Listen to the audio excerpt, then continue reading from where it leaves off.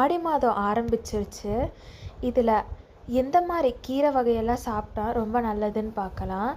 ஆடி மாதத்தில் வந்துட்டு கீரை சாப்பிட்றதே ரொம்ப நல்லது. பாரம்பரியமாக இந்த காலத்தில் உடலுக்கு வந்துட்டு கீரை வந்து குளிர்ச்சி தரும்.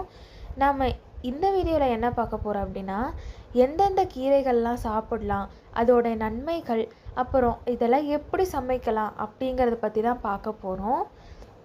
ஃபஸ்ட்டு முருங்கைக்கீரை.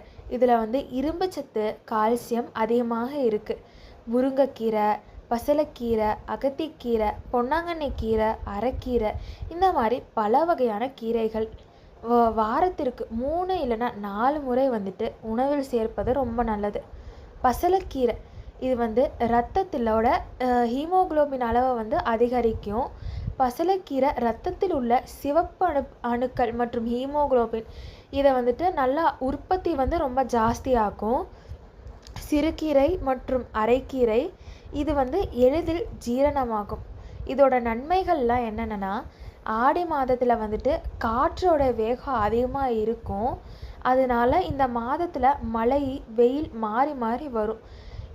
அப்போ அந்த டைமில் கீரைகள் வந்து நார்ச்சத்து, வைட்டமின், தூதுக்கள் நிறைந்ததால் நம்ம உடலோட நோய் எதிர்ப்பு சக்தியை வந்து இது அதிகரிக்கும். செரிமான கோளாறுகளை வந்து தடுத்து உடலுக்கு தேவையான ஊட்டச்சத்துக்களை தரும்.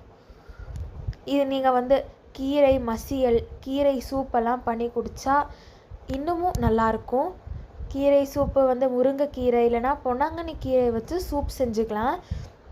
மசியல் வந்துட்டு கீரையை வந்து வேக வச்சுட்டு பூண்டு, சின்ன வெங்காயம்லாம் சேர்த்து மசித்து சாப்பிடலாம்.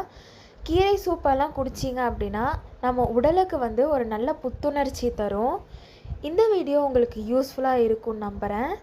இந்த மாதிரி நிறைய வீடியோக்கு நம்ம சேனலை மறக்காமல் ஃபாலோ பண்ணிடுங்க.